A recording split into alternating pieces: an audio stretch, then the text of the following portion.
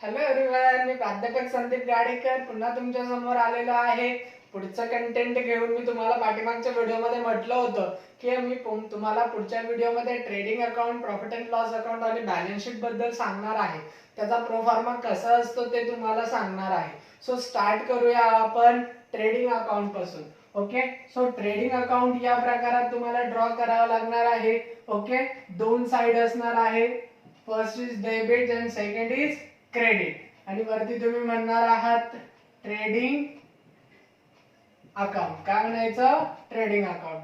आणि त्याच्यावरती तुम्हाला काय म्हणावं लागणार आहे? इन द बुक्स ऑफ जो व्यक्ती असेल तो. हा, आलं लक्षात? आणि पुढे ट्रेडिंग अकाउंट नंतर तुम्हाला काय खाली काय म्हणायचं तुम्ही? For the year ended. काय म्हणायचं? For the year ended. Okay, अशा प्रकारे तुमचा प्रोफॉर्मा असणार आहे. मग आता दोन्ही साइड, सर्वप्रथम ट्रेडिंग अकाउंट एखाद्या प्रोडक्शन डिपार्टमेंट आहे असं समजायचं. काय समजायचं? प्रोडक्शन डिपार्टमेंट, जिथे मॅन्युफॅक्चरिंग होते ना, असं डिपार्टमेंट ट्रेडिंग अकाउंटला समजायचं. का समजायचं? कारण बघा, सर्वप्रथम ट्रेडिंग अकाउंटला असतो टू ओपनिंग स्टॉक. काय आहे?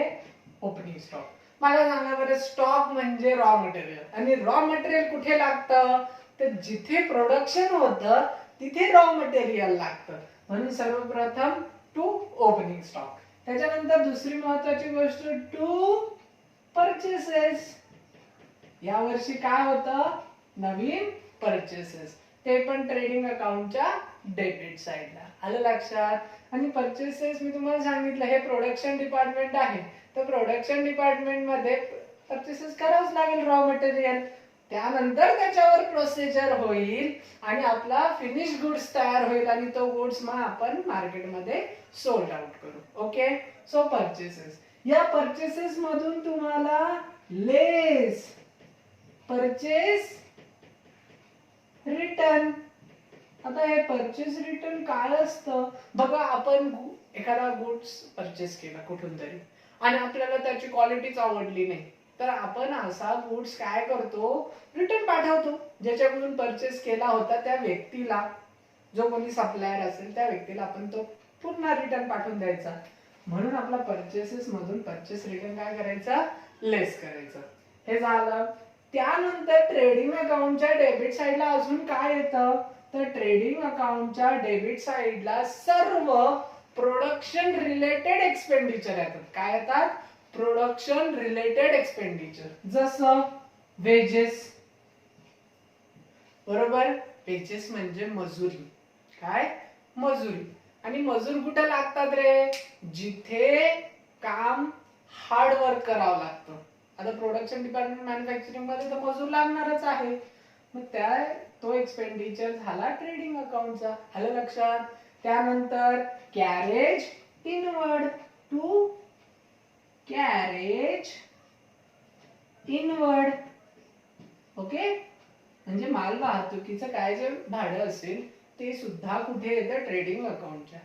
आता माल कधी वाहतूक करून आणतो? मध्ये रॉ मटेरियल आणतो ना प्रोडक्शन साठी.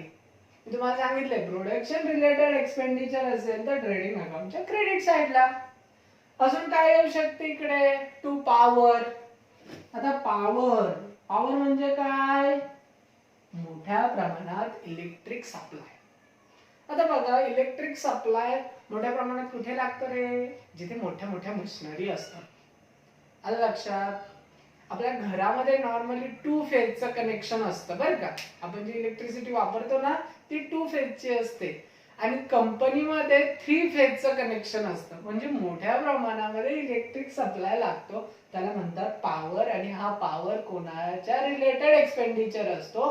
प्रोडक्शनच्या रिलेटेड, मॅन्युफॅक्चरिंगच्या रिलेटेड. सो हे सर्व एक्सपेंडिचर इथे येणार आहे. या व्यतिरिक्तही काही येऊ शकतात, ज्याप्रमाणे ती आपण ज्या कंपनीचा काम बघणार आहोत त्या कंपनीच्या रिलेटेड. आलं लक्षात? चल, ही झाली ट्रेडिंग अकाउंटची डेबिट साइड. आता आपल्याला क्रेडिट साइड बघायची आहे. बघा, गुड्स, आता सुरुवातीचा माल होता, नवीन माल परचेस केला, त्याच्यावर पूर्ण प्रोसेस केली आणि आता प्रोसेस केलेला गुड्स काय करावं लागेल, सेल्स. बघा प्रोडक्शन डिपार्टमेंट असतं ना, तिथेच माल तयार होतो आणि तिथूनच तो कुठे जातो, सोल्ड आउट करण्यासाठी पाठवला जातो, म्हणजे बाय सेल्स. लक्षात ठेवा, ट्रेडिंग अकाउंटच्या क्रेडिट साइडला ज्या ज्या कारणाने गुड्स जाणार आहे ते सर्व कारण आपल्याला इथे लिहायचे.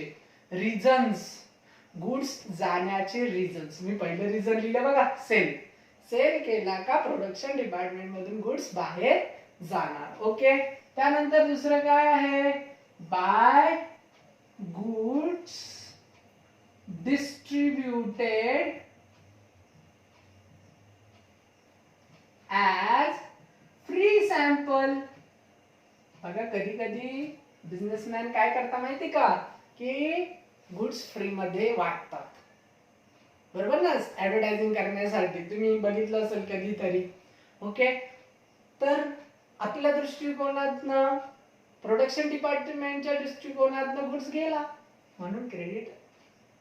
ओके. तसंच गुड्स डॅमेज झाला. Okay. Goods damage in transit लिहू. Okay. By goods damage in transit. Transit मध्ये आपला गुड्स काय डॅमेज झाला, खराब झाला, थोडक्यात गेला. आपला गुड्स काय झाला, गेला. ओके. सो असे काही रिझन आहे ते आपल्याला ट्रेडिंग अकाउंटच्या क्रेडिट साइडला घ्यावे लागतात. जसं सुरुवातीला ओपनिंग स्टॉक असतो तसंच शेवटी काय असेल मग, बाय क्लोजिंग स्टॉक. ओके. आणि त्यानंतर हे दोन्ही अकाउंट आपल्याला काय करावं लागणार, क्लोज करावं लागणार. ह्या साइडला फरक आला तर टू ग्रॉस प्रॉफिट आणि या साइडला फरक आला तर बाय ग्रॉस लॉस. आलं लक्षात. इथे मी ब्रॅकेट मध्ये लिहून ठेवतो बॅलन्सिंग फिगर. इथे पण लिहून ठेवा बॅलन्सिंग फिगर. एकतर बिझनेस मध्ये ग्रॉस प्रॉफिट होईल, नाहीतर ग्रॉस लॉस होईल. आलं लक्षात. हे आहे आपलं trading account. Done. Trading account संपलं. आता आपल्याला दुसरं अकाउंट बनवायचं आहे. तत्पूर्वी मी हे रफ करून घेतो सर्व. ठीक आहे.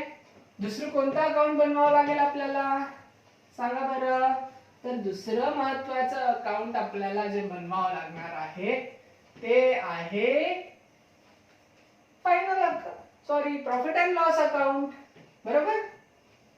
मी इथे लिहितो प्रॉफिट अँड लॉस अकाउंट आणि इथे काय लिहिलं, तसंच for the year ended in the books of same. इथे debit credit. Profit and loss काय आहे, अकाउंट. आणि account have a two side, one is debit and second is credit. नेहमी लक्षात ठेवायचं, दोन बाजू लिहायच्या. या प्रकारे फॉर्मॅट ड्रॉ करायचा. सर्वप्रथम इथे एक लाईन सोडून द्यायची. का लाईन सोडायची, बघा वरती आपण जो ग्रॉस प्रॉफिट आणि ग्रॉस लॉस काढला होता बघा ट्रेडिंग अकाउंटचा, जर ग्रॉस प्रॉफिट आला तर तो इकडे ट्रान्सफर होतो, हा, बाय ग्रॉस प्रॉफिट. आणि जर लॉस आला तर ग्रॉस लॉस इकडे ट्रान्सफर होतो, म्हणजे या क्रॉस. आलं लक्षात. डन. आता इथून सुरुवात करूया. तुम्हाला मी प्रॉफिट अँड लॉस अकाउंट समजून सांगतो. प्रॉफिट अँड लॉस अकाउंटच्या डेबिट साइडला एक्सपेन्सेस आणि लॉसेस येतात. काय येतात, एक्सपेन्सेस आणि लॉसेस. आणि क्रेडिट साइडला इन्कम आणि गेन्स येतात. काय येतात, इन्कम आणि गेन्स. म्हणजे ज्या ठिकाणी विद्यार्थ्यांना तुम्हाला वाटलं की सर हा प्रॉफिट आहे तर तुम्ही इथे लिहा. ज्या ठिकाणी तुम्हाला असं वाटलं सर हा पार्टनरशिपचा आहे ना एक्सपेन्सेस आहे तर तो इकडे लिहायचा. आलं लक्षात. तुम्हाला वाटलं सर ती ऍसेट विकल्यानंतर लॉस झाला आपल्याला, इथे लिहा. तुम्हाला असं वाटलं सर आपण ती मशिनरी विकल्यानंतर आपल्याला प्रॉफिट होतोय सर, तर प्रॉफिट इकडे लिहा, गेन इकडे लिहा. आलं लक्षात. सो इकडे काय येणार, एक्सपेन्सेस आणि लॉसेस. इकडे काय येणार, इन्कम आणि गेन्स. डन. समजतंय. आता इथे एक्सपेन्सेस, खूप सारे एक्सपेन्सेस येतात. पण मी तुम्हाला 2-3 गोष्टींमध्ये सांगतो. एक तर ऑफिस एक्सपेन्सेस. कोणता? Office expenses. कोणते एक्सपेन्सेस येणार इथं सगळे? To office expenses. अजून कोणते येणार? To selling expenses. आणि तिसरं टू ऍडमिनिस्ट्रेटिव्ह एक्सपेन्सेस. म्हणजे कुठलाही एक्सपेन्सेस जरी असला तर तो या तिन्ही मध्ये इन्क्लूड होतो. ओके.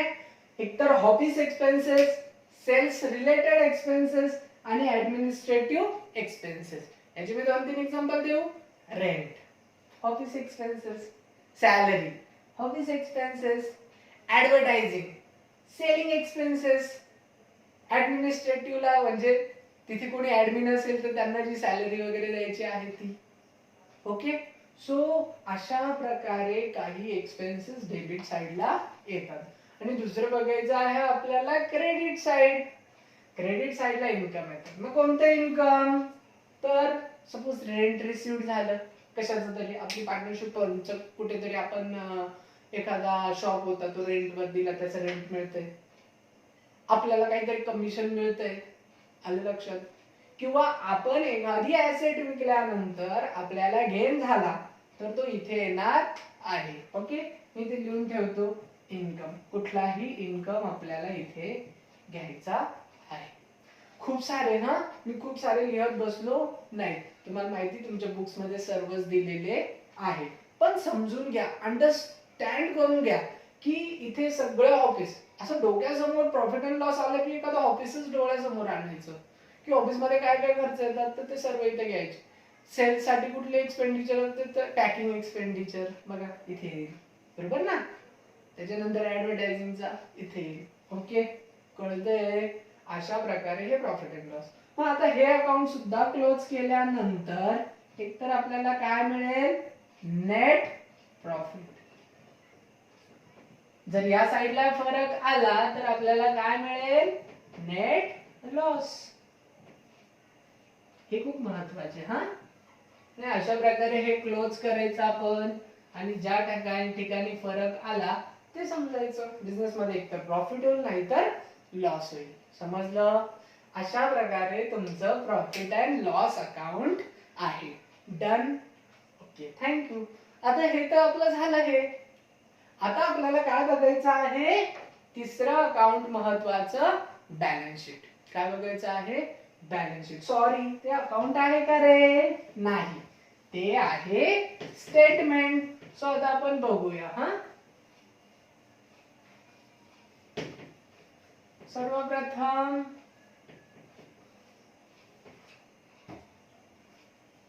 ड्रॉ करायचं पुन्हा याच पद्धतीने. इथे काय लिहिशाल? लायबिलिटीज.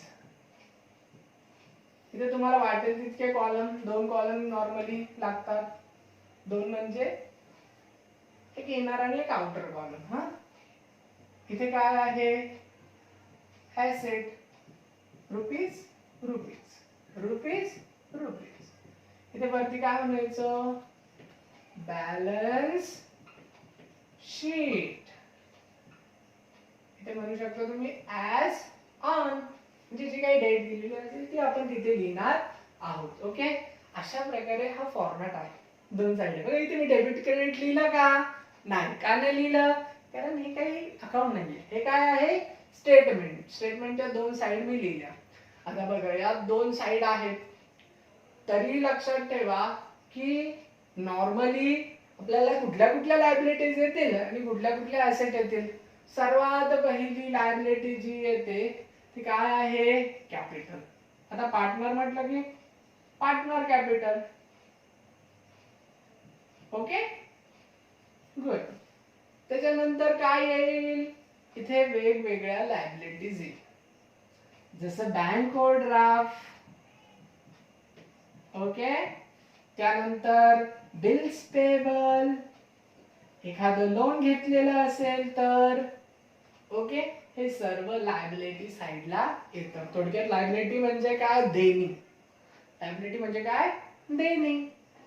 पार्टनरशिप मध्ये जी ती जी फर्म आहे तिची जी काही देणी असेल ती देणी आपण सर्व इथे लिहिणार आहोत. आणि या साईडला काय ऍसेट मालमत्ता. मग मालमत्तामध्ये नॉर्मली दोन प्रकारच्या मालमत्ता असू शकतात. ऍसेट दोन प्रकारच्या असतात तुम्हाला माहिती आहे. एक टँजिबल ऍसेट असते आणि दुसरी इनटँजिबल ऍसेट असते. टँजिबल ऍसेट कशाला म्हणतात, जिला आपण फिजिकली टच करू शकतो त्याला म्हणतात टँजिबल ऍसेट. जसं की आता हा बोर्ड आहे, हा बोर्ड म्हणजे टँजिबल ऍसेट आहे. Okay, furniture tangible asset me touch करू शकतो ना. आणि इनटँजिबल ऍसेट म्हणजे काय रे, गुडविल. गुडविल म्हणजे नावलौकिक. बघा काही फर्मचं इतकं नावलौकिक असतं त्याची एक वेगळी व्हॅल्यू असते. आलं लक्षात. So goodwill. त्याच्यानंतर आता हे झालं. आता मी तुम्हाला सांगितलं टँजिबल मध्ये ऍक्च्युली दोन प्रकार पडतात. एक फिक्स ऍसेट आणि दुसरा करंट ऍसेट. आता फिक्स ऍसेट मध्ये काय काय येतं, मशिनरी, बिल्डिंग, अजून काय येतं, लँड. हे झालं फिक्स ऍसेट. करंट ऍसेट मध्ये काय येतं, कॅश, डेटर. मी तर डेटर लिहितो. या साईडला काय येतं, क्रेडिटर. इथे जसं बिल्स पेबल आहे तसं इथे काय येणार, बिल्स रिसिवेबल. आलं लक्षात. अशा प्रकारे काही लायबिलिटीज असतात आणि काही ऍसेट आपल्याला बघायचे आहे. आणि इकडे बघा एक आहे, इकडे कधी बॅलन्स उरत नाही. इथे काय व्हायला पाहिजे, दोन्हीही साईड सारख्या आल्या पाहिजे तरच आपलं बॅलन्स शीट काय होतं, टॅली. आलं लक्षात. सो बॅलन्स शीट जर टॅली झालं तर समजायचं आपण केलेलं सर्व बरोबर आहे. आणि जर बॅलन्स शीट टॅली झालं नाही तर समजायचं की कुठेतरी आपली काहीतरी मिस्टेक झालेली असेल. ओके, तर आता हे झालं सर्व प्रो फॉर्मा. हे मी तुम्हाला खूप वरच्यावर सांगण्याचा प्रयत्न केला. आता डीपली जसे जसे आपले प्रॉब्लेम स्टार्ट होतील तर तुम्हाला प्रॉब्लेम मध्ये ह्या सर्व गोष्टी डीपली भेटेल. पुढच्या लेक्चरला आपण प्रॅक्टिकल प्रॉब्लेम बघूया. थँक्यू.